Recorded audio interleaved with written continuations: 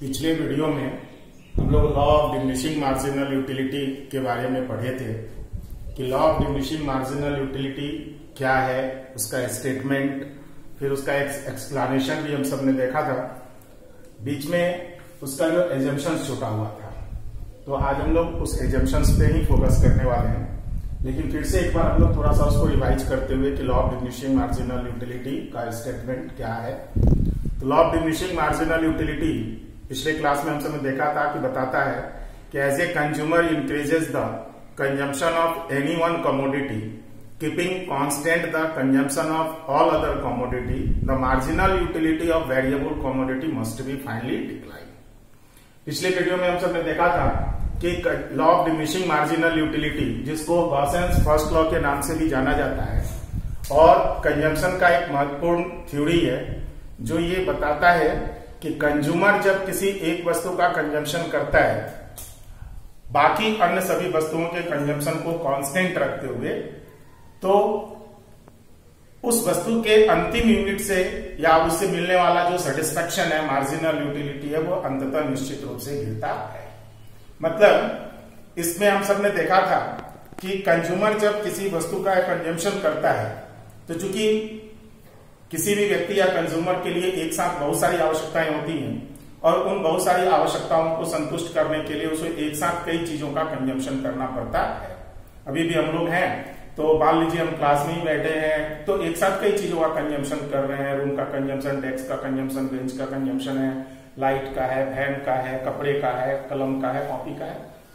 किसी एक ही पढ़ने के लिए इन सारी चीजों का हम कंजम्पशन कर रहे हैं। तो इसमें किसी एक चीज के कंजम्पशन से हम अपनी उस आवश्यकता को पूरा नहीं कर सकते, इसलिए एक ही आवश्यकता को पूरा करने के लिए कई चीजों को साथ साथ कंज्यूम करना पड़ता है।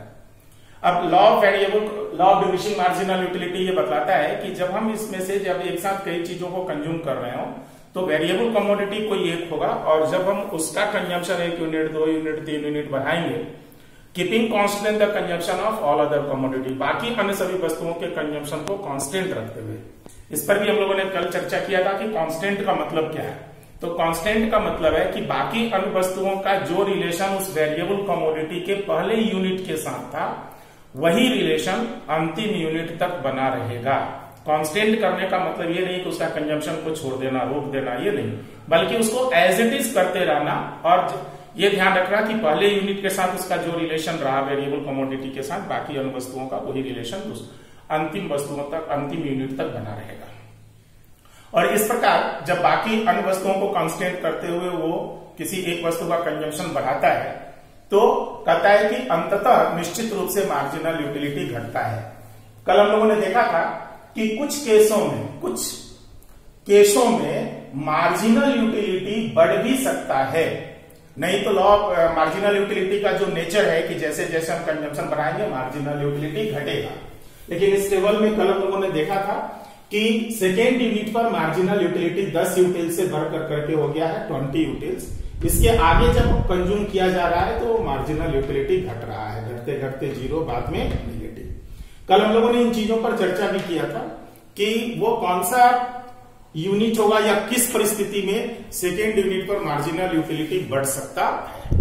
तो हम लोगों ने देखा था कि कोई रेयर केस ऐसे कुछ होगा जिसको कंज्यूमर पहली बार कंज्यूम कर रहा हो और उससे पहले यूनिट के कंजम्पशन से मिलने वाला जो सेटिस्फेक्शन है वो कंज्यूमर के लिए फेवरेबल हो जाए, उसका टेस्ट कंज्यूमर के लिए फेवरेबल हो जाए, तब सेकेंड यूनिट पर उसकी मार्जिनल यूटिलिटी बढ़ेगी, यदि वो पहली बार कंज्यूम कर रहा है तो। और यदि पहली बार कंज्यूम कर रहा है और उसका टेस्ट कंज्यूमर के लिए अनफेवरेबल हो जाए, तब भी उसका मार्जिनल यूटिलिटी बढ़ेगा नहीं। और पहले से जिन वस्तुओं को वो कंज्यूम किए हुए, गुड्स एंड सर्विस को कंज्यूम किए हुए, जिसका टेस्ट वो जानता है, तो उस केस में तो सेकेंड यूनिट पर मार्जिनल यूटिलिटी बढ़ने वाला नहीं है। तो रेयर केस जो है कि वही कंडीशन है कि कंज्यूमर जब ऐसे वस्तु जिसको पहली बार कंज्यूम कर रहा हो और उसका टेस्ट कंज्यूमर के लिए फेवरेबल हो जाए, तो सेकेंड यूनिट पर मार्जिनल यूटिलिटी बढ़ेगा, और इसके बाद आगे जितना भी यूनिट कंज्यूम किया जाए मार्जिनल यूटिलिटी घटेगा। नॉर्मल केसों में सेकेंड यूनिट से ही मार्जिनल यूटिलिटी घटना शुरू हो जाता है। तो पिछले बार जो हम लोगों ने टेबल और डायग्राम देखा था उसमें हम लोग उस रेयर केस को भी ले लिया कि यदि सेकेंड यूनिट पर हो सकता है उसका मार्जिनल यूटिलिटी बढ़ रहा हो, तो 10 यूटिल्स से बढ़ के 20 यूटिल्स हो गया। लेकिन जैसे ही वो तीसरा यूनिट कंज्यूम किया 20 से घट करके 15, और अगला किया चौथा यूनिट तो 15 यूटिल्स से घट करके 6 यूटिल्स। पांचवा यूनिट करता है 5th यूनिट कंज्यूम करता है तो 2 यूटिल्स। 6th यूनिट कंज्यूम करता है तो वो उसका यूटिलिटी जो है वो घट कर करके मार्जिनल यूटिलिटी 0 होता है, और इसके आगे कंज्यूम करना पड़ा तो मार्जिनल यूटिलिटी निगेटिव हो जाता है, जो law of diminishing marginal utility बताता है। अब इसमें हम सब ने देखा था कि 6th यूनिट वो है, इस टेबल के अनुसार कंज्यूमर यदि कंजम्पशन कर रहा है तो वो सामान्य तौर पर 5 यूनिट का कंजम्पशन करेगा, क्योंकि पांचवा यूनिट है जहां पर उसका मार्जिनल यूटिलिटी काफी कम हो जा रहा है। आप 10 और 20 से 10, 20 जो यूटिल्स है उससे कंपेयर करके देखेंगे तो 2 यूटिल्स काफी कम है। कंज्यूमर 6th यूनिट को कंज्यूम करना नहीं चाहेगा जनरली, क्योंकि इस यूनिट से उसको कोई भी सेटिस्फैक्शन नहीं मिल रहा है। फिर भी यदि वो कंज्यूम करता है तो उससे उसको कोई सेटिस्फैक्शन नहीं मिल रहा है, और इसके आगे तो वो बिल्कुल कंज्यूम करना नहीं चाहेगा। 7वां 8वां यूनिट वो कंज्यूम बिल्कुल नहीं करेगा, क्योंकि 7वां 8वां यूनिट वो कंज्यूम करता है तो उसकी जो यूटिलिटी है वो डिसयूटिलिटी में कन्वर्ट हो जाती है। मतलब अब उसको सेटिस्फैक्शन न मिल करके बाकी अब उसको लॉस होना, उस सेटिस्फैक्शन में कमी आना शुरू हो जाएगा। मतलब यहाँ जो यूटिलिटी है वो कन्वर्ट हो जाती है डिसयूटिलिटी में, इसलिए कंज्यूमर 7वां 8वां यूनिट तो बिल्कुल कंज्यूम करना नहीं चाहेगा, लेकिन यदि करता है तो उसकी यूटिलिटी जो है वो नेगेटिव हो जाती है, मतलब डिसयूटिलिटी में कन्वर्ट हो जाती है। यहाँ जो यूटिलिटी ऊपर में यहां से यहां तक ये पॉजिटिव है, मतलब ये घट रहा है लेकिन ये पॉजिटिव है। यहां पर हमने दिखाया था कि ये जो डॉटेड लाइन है, फर्स्ट यूनिट के बाद जो उसका सेकेंड यूनिट पर मार्जिनल यूटिलिटी बढ़ रहा है, तो इसको हम लोग डॉटेड लाइन से दिखाएंगे, क्योंकि ये रेयर केसों में, कुछ केसों में होगा, नॉर्मल सभी वस्तुओं के केसों में ये कंजप्शन के दौरान नहीं होता। मार्जिनल यूटिलिटी का जो मूल नेचर है वो घटना, जैसे जैसे कंजम्पशन बढ़ेगा वो मार्जिनल यूटिलिटी घटेगा। एक समय आएगा जहां पर उसका मार्जिनल यूटिलिटी 0 होगा, और उसके आगे जब वो कंज्यूम करेगा तो मार्जिनल यूटिलिटी घटेगा। ये law of diminishing marginal utility का जो स्टेटमेंट है, जिसको हम लोगों ने एक्सप्लेन टेबल और डायग्राम के माध्यम से किया था। अब ये जो कंडीशंस है, तो लॉ पढ़ते समय कुछ ना कुछ एजम्पशंस, मान्यताओं कहने का मतलब है कि कुछ सर्टेन कंडीशंस होते हैं, परिस्थितियां होती हैं, जिन परिस्थितियों को होने पर ही लॉ अप्लाई होगा, और यदि इसमें परिवर्तन आता है, ये कंडीशन नहीं होता है, तो वहां पे लॉ अप्लाई नहीं होगा।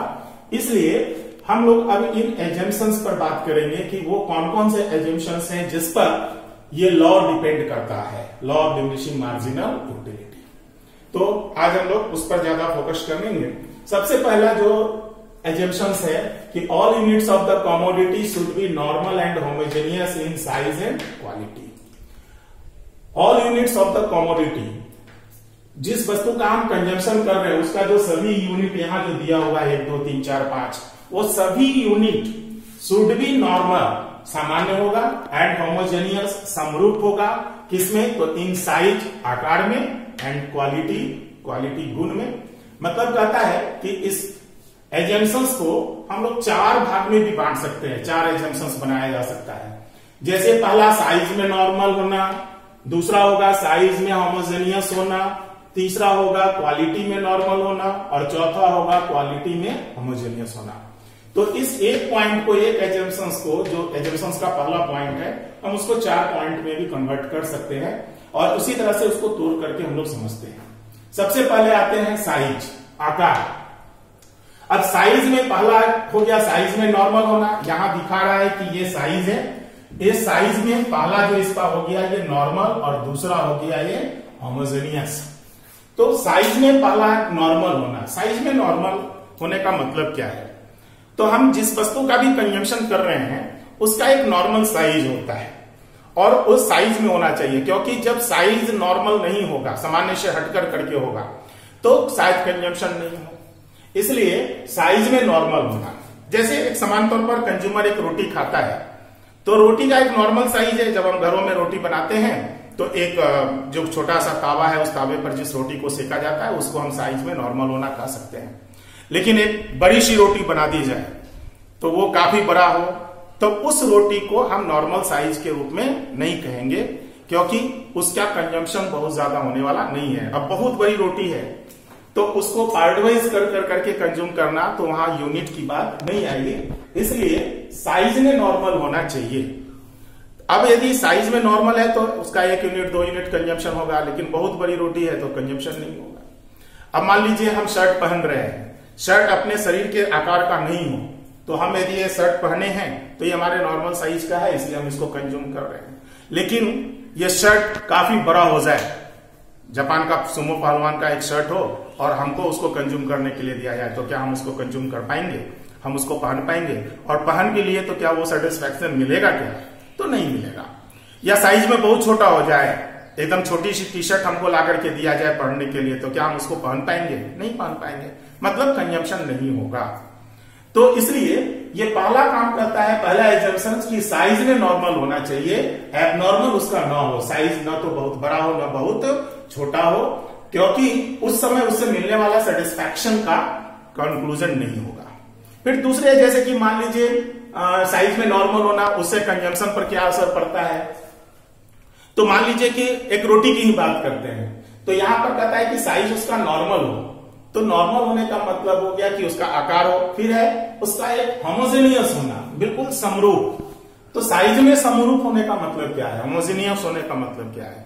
तो जैसे रोटी मान लेते हैं कि एक रोटी 5 ग्राम आटे की बनी हुई है, तो हर रोटी 5 ग्राम आटे की ही होगी, उसमें कोई अंतर ना हो। मतलब रोटी कोई बहुत छोटा हो, कोई बहुत बड़ा हो, ऐसा ना हो। मान लीजिए एक बहुत छोटी रोटी 2 ग्राम आटे की एक रोटी बना दी जाए, वो कंज्यूमर पहला यूनिट के रूप में कंज्यूम करे। दूसरा रोटी जो है वो कम हो जाए या बड़ा हो जाए, तो वहां उसका मार्जिनल यूटिलिटी बढ़ जाएगा, घटने वाला नहीं है। तो इस नाते से वो पहला दूसरी शर्त जो हो जाती है, एजम्पशन होता है कि वो साइज में होमोजेनियस होना चाहिए। एक गिलास पानी है तो हर गिलास पानी का जो साइज होगा वो बिल्कुल एक समान होगा। एक गिलास में यदि 200 ml पानी आता है, 250 ml पानी आता है, तो हम यदि पहला यूनिट गिलास का पानी पीते हैं, दूसरा यूनिट पीते हैं, तीसरा यूनिट पीते हैं, तो वो बिल्कुल होमोजेनियस हो, उसमें कोई चेंजेस नहीं हो। एक गिलास में यदि 250 ml है तो दूसरा गिलास भी 250 ml का होगा, तीसरा भी 250 ml का होगा, ये होगा। अब नॉर्मल जैसे पानी की गिलास की बात करेंगे, तो जैसे नॉर्मल होने का मतलब एक नॉर्मल साइज। अब 250 ml या 200 ml पानी का एक नॉर्मल गिलास है, साइज है, लेकिन हम एक 50 ml का एक साइज बना दे तो वो नॉर्मल साइज नहीं कहलाएगा। तो इस तरह से ये साइज में नॉर्मल एंड होमोजेनियस जो है, यदि ये दोनों चीजें शर्तें पूरी नहीं होती, साइज में नॉर्मल नहीं है, तो वहां पे हम उसका मार्जिनल यूटिलिटी हर यूनिट्स का हम उसको कैलकुलेट नहीं कर पाएंगे, या नॉर्मल भी हम नहीं कर पाएगा। साइज में होमोजेनियस नहीं है तो मार्जिनल यूटिलिटी का जो नेचर होगा उसको वो प्रभावित करेगा, इसलिए वो साइज में होमोजेनियस होना चाहिए। अब इसमें जो दूसरा है क्वालिटी, वो क्वालिटी की बात करना। तो क्वालिटी में नॉर्मल होना और फिर क्वालिटी में होमोजेनियस होना। क्वालिटी में नॉर्मल होना मतलब उसकी जो प्रत्येक रोटी, मान लिया हम रोटी कंज्यूम कर रहे हैं, तो रोटी की जो प्रत्येक यूनिट होगी उसकी क्वालिटी जो है वो नॉर्मल होगी। अब नॉर्मल होने का मतलब क्या है? तो रोटी का एक नॉर्मल क्वालिटी होगा, जो हम सब खाते हैं तो हम उसको कंज्यूम करते हैं, तो उससे मिलने वाला सेटिस्फैक्शन की बात करते हैं। तो क्वालिटी जो है वो नॉर्मल हो। अब रोटी ना तो बहुत अधपकी हो, ना इधर उसको जला दिया गया हो, ये उसकी क्वालिटी की जो है वो होना चाहिए नॉर्मल। तो जैसा रोटी होता है नॉर्मल क्वालिटी का, एक गेहूं के आटे की रोटी बनी है तो वो नॉर्मल क्वालिटी है। तो एक नॉर्मल क्वालिटी का होना चाहिए, क्योंकि यदि वो नॉर्मल से अलग हट कर करके है तो कंज्यूमर शायद उसको कंज्यूम नहीं कर पाएगा। मान लीजिए हम रसगुल्ला है, तो रसगुल्ले का क्वालिटी नॉर्मल क्या है? मीठा होना। लेकिन एक ऐसा उसको रसगुल्ला खाने किया जाए जिसको चीनी की चाशनी की जगह पर नमक के चाशनी में डुबो करके दिया जाए, तो क्या कंज्यूमर उसको कंज्यूम करेगा? उत्तर है नहीं। क्योंकि मान लीजिए एक ऐसा रसगुल्ला आपको खाने के लिए जाए जो बिल्कुल नमक के चाशनी में डुबोया हुआ हो, तो आप जैसे ही पहला टुकड़ा या रसगुल्ले को मुंह के अंदर रखेंगे तो खा नहीं पाएंगे, क्योंकि वो चीनी के जगह पर नमक है। मतलब उसका क्वालिटी जो है वो नॉर्मल नहीं है, इसलिए उसका कंजम्पशन संभव नहीं है। उसी प्रकार नमकीन चीज है, कोई ऐसी मान लो नमकीन चीज है, सब्जी है और सब्जी में चीनी डाल दी जाए, किसी का टेस्ट हो सकता है, लेकिन जिसका टेस्ट नहीं है और तब उसको नमक के जगह पर चीनी का सामान उसको दे दिया जाए खाने के लिए, सब्जी को चीनी में चाशनी में चीनी में डुबो करके दे दिया जाए, तो वो उसको कंज्यूम नहीं कर पाएगा। इसलिए उसका क्वालिटी भी नॉर्मल होना चाहिए। हम जिस चीज को भी कंज्यूम कर रहे हैं जो उसकी क्वालिटी है वो नॉर्मल हो, क्योंकि यदि नॉर्मल नहीं है तो कंजम्पशन नहीं होगा, और कंजम्पशन नहीं होगा तो हम मार्जिनल यूटिलिटी का आकलन नहीं कर पाएंगे। और फिर है क्वालिटी में होमोजेनियस होना। होमोजेनियस मतलब समरूप। क्वालिटी में होमोजेनियस होने का मतलब ये है कि पहली यूनिट का जो भी क्वालिटी है वो दूसरे यूनिट का भी वही क्वालिटी रहना चाहिए, ये उसका होमोजेनियस होना है। रोटी की बात करते हैं तो यदि मान लो पहली रोटी अधपकी है, आपने सेका रोटी बनाया, रोटी बनाने के क्रम में हो सकता है पहली रोटी जो है वो ठीक ढंग से सेका नहीं गया, ठीक है, आप उसको कंज्यूम करते हैं। उससे जब अधपकी रोटी है तो उससे खाने वाला से मिलने वाला सेटिस्फेक्शन कैसा होगा। फिर दूसरी रोटी है, सेकने के क्रम में मान लीजिए वो ज्यादा सीख गया, जल गया, फिर उस रोटी को आप खाते हैं तो उससे मिलने वाला सेटिस्फेक्शन और पहले यूनिट जो अधपकी रोटी थी उससे मिलने वाला सेटिस्फेक्शन क्या दोनों समान होगा? उत्तर है नहीं। लेकिन इतना हो सकता है कि जली रोटी जो है वो पहले वाले कच्चे रोटी के तुलना में थोड़ा सेटिस्फेक्शन तो ज्यादा दे देगा, मतलब मार्जिनल यूटिलिटी घटने की जगह पर उल्टा क्या होगा? बढ़ जाएगा। और तीसरी रोटी जब वो बिल्कुल ठीक ठाक हो जाए, ना वो अधपकी रहे, पका कच्चा नहीं रहे, ना जला, तो स्वाभाविक है कि वो तीसरा रोटी जो है वो आपको ज्यादा सेटिस्फेक्शन देगा। या उसकी क्वालिटी चेंज कर दें, पहली रोटी सूखी रोटी हो, उससे आप पहली रोटी खा रहे हैं सूखी रोटी, उससे जो मिलने वाला सेटिस्फेक्शन है, फिर दूसरी रोटी मान लीजिए आप उसको थोड़ा डालडा या किसी चीज में उसको लगा दिया गया, थोड़ा चिकना हो गया, तो मार्जिनल यूटिलिटी घटने की जगह पर क्या होगा? सेकंड यूनिट का बढ़ जाने वाला है। तीसरी रोटी मान लीजिए एकदम शुद्ध देशी घी में बना करके दे दिया जाए तो उसकी मार्जिनल यूटिलिटी और बढ़ जाएगी। तो यहां क्या हो रहा है कि प्रत्येक रोटी से का जो क्वालिटी है उसका हर रोटी का क्वालिटी चेंज कर जा रहा है या इंप्रूव कर जा रहा है। तो इंप्रूव करने के कारण मार्जिनल यूटिलिटी जो घटना चाहिए उल्टा वो क्या हो जा रहा है? बढ़ जा रहा है। इसलिए ये क्वालिटी में भी नॉर्मल होना चाहिए और क्वालिटी में भी होमोजेनियस होना चाहिए। तो ये जो पहला है एजम्पशन, जिसको हम 4 एजम्पशन में कहेंगे, साइज में नॉर्मल होना, प्रत्येक यूनिट उसका नॉर्मल साइज का हो, एबनॉर्मल नहीं हो, साइज में होमोजेनियस हो, साइज आकार एक समान हो, समरूप हो, क्वालिटी में नॉर्मल हो, क्वालिटी में होमोजेनियस हो। ये शर्त पूरी होने पर ही law of diminishing marginal utility वहां पे अप्लाई होगा। ये पहला एजम्पशन। अब हम लोग दूसरा देखते हैं कि there should be no time lag. Time lag मतलब समय अंतराल, gap. No time lag in the consumption of various units of the commodity. हम जिस वस्तु के डिफरेंट यूनिट का कंजम्पशन कर रहे हैं, जैसे यहाँ पर हमने देखा 1 2 3 4 5, ये वेरियस यूनिट्स है, तो कहता है कि यहां से यहाँ कंजम्पशन के दौरान में 1 2 3 4 5 यूनिट जो कंज्यूम कर रहे हैं, इनके कंजम्पशन के बीच में किसी भी प्रकार का टाइम लैग नहीं हो, समय अंतराल नहीं हो, गैप नहीं हो, मतलब एक कंटिन्यूअस कंजम्पशन हो। कंटिन्यूअस कंजम्पशन का मतलब ये नहीं है कि एक बार, जैसे मान लो हम रोटी खा रहे हैं तो कोई व्यक्ति यदि 4 रोटी खाता है, 4 रोटी की उसकी भूख है, तो कंटिन्यूअस कंजम्पशन या there should be no time lag का ये मतलब नहीं होगा कि उसको 4 रोटी एक साथ खाना है, लेकिन इसका ये मतलब होगा कि 4 रोटी कंटिन्यूअस कंज्यूम करना है, मतलब पहली रोटी कंज्यूम करने के जस्ट बाद उसको दूसरी रोटी कंज्यूम करना शुरू करना है। फिर दूसरी रोटी कंज्यूम करने के जैसे ही समाप्त हुआ, दूसरा रोटी का टुकड़ा, अंतिम टुकड़ा खा लिए, तो तीसरा रोटी वहीं तुरंत शुरू कर देना है। ये कंटिन्यूअस कंजम्पशन है, मतलब 2 डिफरेंट यूनिट के बीच में किसी प्रकार का कोई गैप ना हो। यदि गैप हो गया तो फिर वहां पे law of diminishing marginal utility जो है वो अप्लाई नहीं होगा।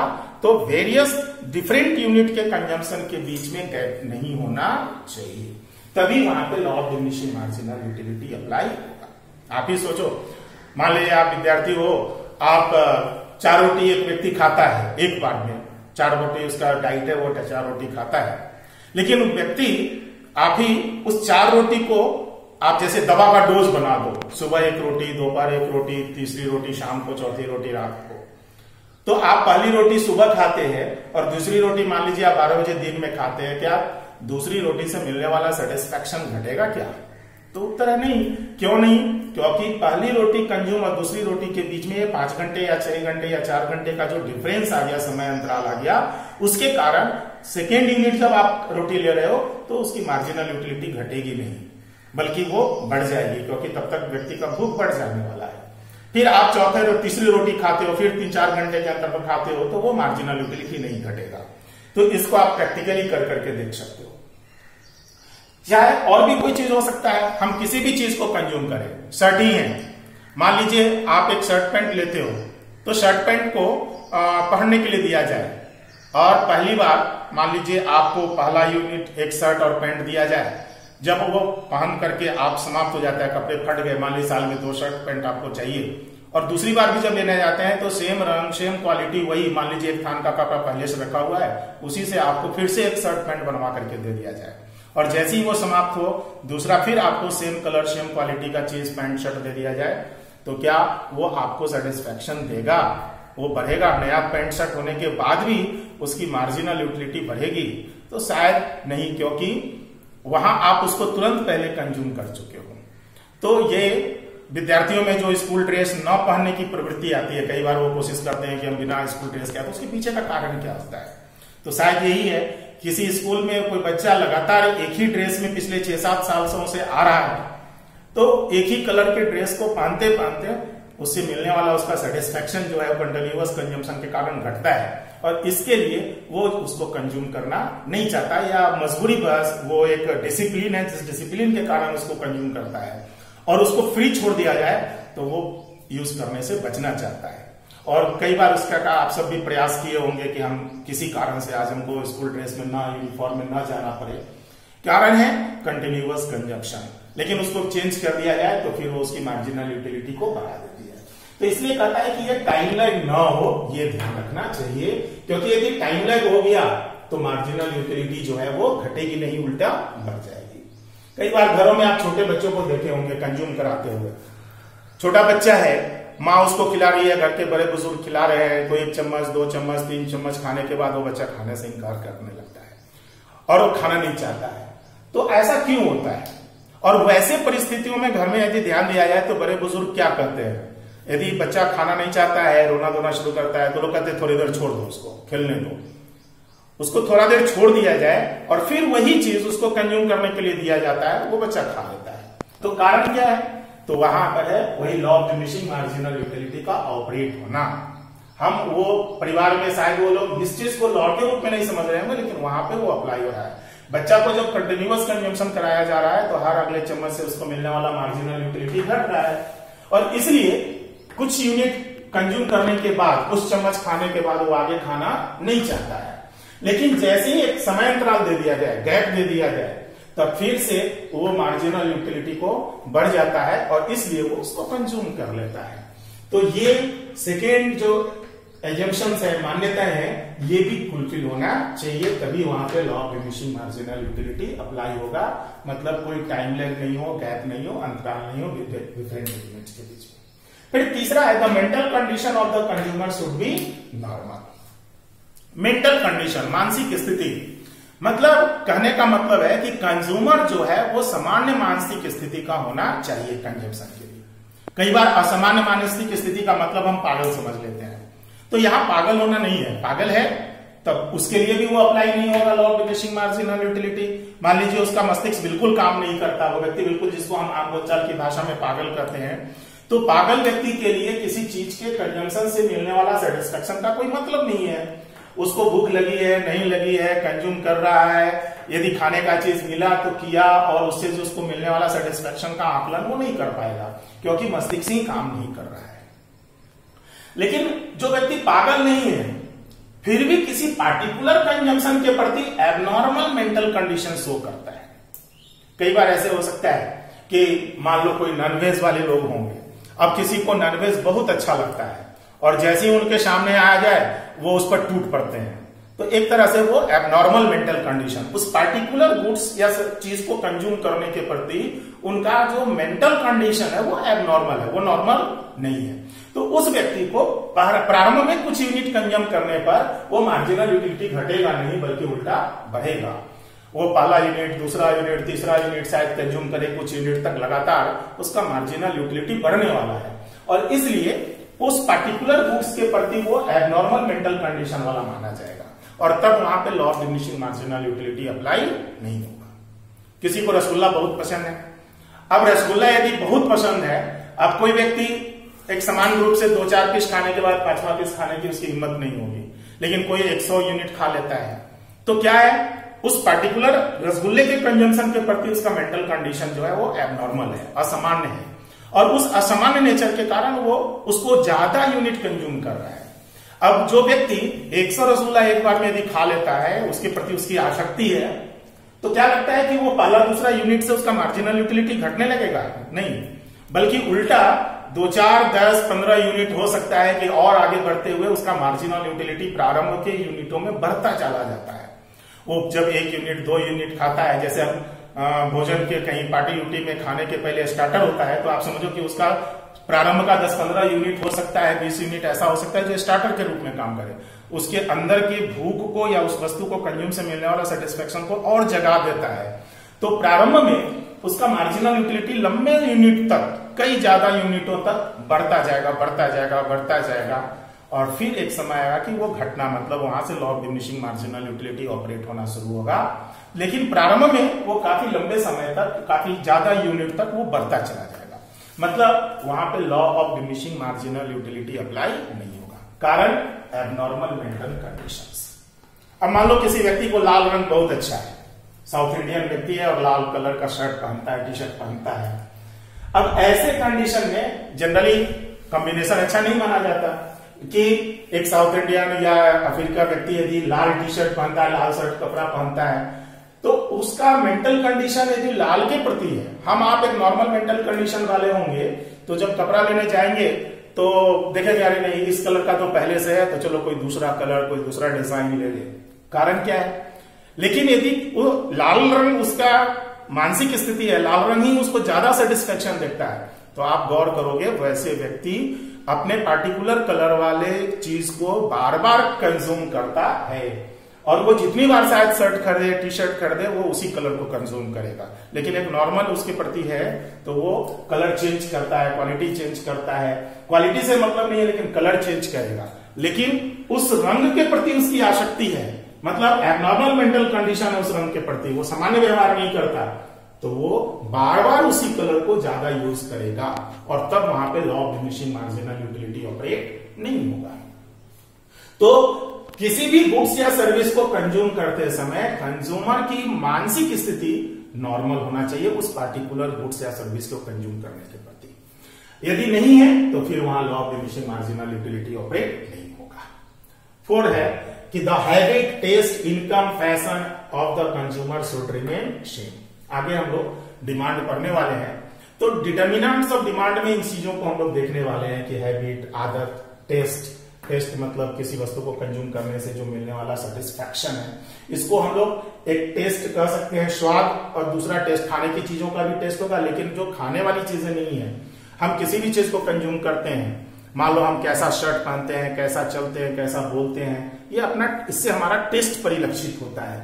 तो हम किस टेस्ट के मालिक हैं, तो जैसा भी हमारा टेस्ट है हम अपने टेस्ट के अनुकूल कंजम्पशन करते हैं। अभी हमने कहा कि मान लीजिए किसी व्यक्ति को टी शर्ट बहुत अच्छा लगता है, तो उस व्यक्ति का टेस्ट है इसलिए वो कंज्यूम करता है, तो वो उस टेस्ट का व्यक्ति है। लेकिन किसी को नहीं अच्छा लगता है, वो शर्ट ज्यादा अच्छा लगता है फॉर्मल, तो वो फॉर्मल टेस्ट ज्यादा पहनेगा। तो हैबिट, आदत। अब आदतन कंज्यूम करना, मान लो किसी को गुड़ खाने की आदत है, तो वो गुड़ का जो कंजम्पशन है ड्यू टू हैबिट करता है, और यदि गुड़ खाना उसकी आदत है तो हर अगला यूनिट उसका सेटिस्फेक्शन को घटाएगा नहीं।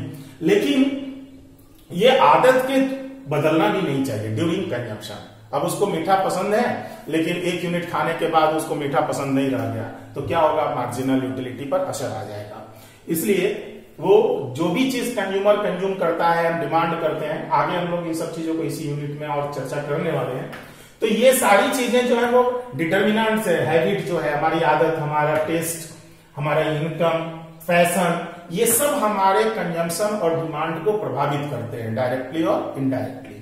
तो ये सारी चीजें कांस्टेंट होनी चाहिए, उसमें कोई परिवर्तन नहीं होना चाहिए। यदि ये सब चीज परिवर्तित हो गया, मान लीजिए हम आज जो शर्ट पहन रहे हैं या जो कपड़ा फैशन के रूप में यूज कर रहे हैं, ये पहनते पहनते फैशन तो रोज चेंज हो जा रही है। अब फैशन चेंज हो गया और हम लंबे समय तक पहन रहे हैं, 6 महीना के बाद अब हमको नया ड्रेस लेना है और फिर से वही चीज फैशन में घूम करके आ गया, तो क्या हम अब उसको बदलेंगे या फिर वही चीज ले लेंगे? तो क्या है, वो हमारे कंजम्पशन लेवल को प्रभावित करेगा। इनकम का घटना और बढ़ना हमारे कंजम्पशन को प्रभावित करता है। तो ये जो हमारे कंजम्पशन लेवल को प्रभावित करता है, किसी चीज को हम क्या करेंगे, नहीं करेंगे, कितना करेंगे, इन जिन चीजों पर भी निर्भर होता है जिसको हम डिटर्मिनेंट्स ऑफ डिमांड के नाम से जानते हैं, आगे के यूनिट में हम लोग इसको एक एक करके और डिटेल्स चर्चा करेंगे। तो ये सारी चीजें भी ड्यूरिंग कंजम्पशन, फर्स्ट यूनिट से अंतिम यूनिट के कंजम्पशन के दौरान ये इसका कांस्टेंट होना चाहिए, इसमें कोई परिवर्तन नहीं होना चाहिए। क्योंकि ये परिवर्तित हो गया तो ड्यूरिंग कंजम्पशन फर्स्ट यूनिट और लास्ट यूनिट के बीच में यदि ये चेंज हो जाता है तो फिर वहां पे law of diminishing marginal utility operate नहीं होगा। तो ये था एजम्पशंस ऑफ द लॉ, जिसमें इन शर्तों को पूरा करने के बाद ही law of diminishing marginal utility operate होती है। जब भी कोई लॉ इस प्रकार से आपको एक बहुत ही इंपॉर्टेंट है, लॉ डिस्क्राइब करने के लिए आए तो सबसे पहले आप उसका स्टेटमेंट लिखना, कल हम लोगों ने लिख करके दिखाया था आपको। स्टेटमेंट के बाद उसका एजम्पशंस और फिर एजम्पशंस के बाद एक्सप्लेनेशन। ये आपका एक्सप्लेनेशन है, जिसमें हम लोग एक्सप्लेनेशन में उसको आप टेबल और डायग्राम से शो करना और फिर इसी चीज को आप लिख कर करके बता देंगे। तो ये आपका law of diminishing marginal utility complete हो जाएगा। Thank you.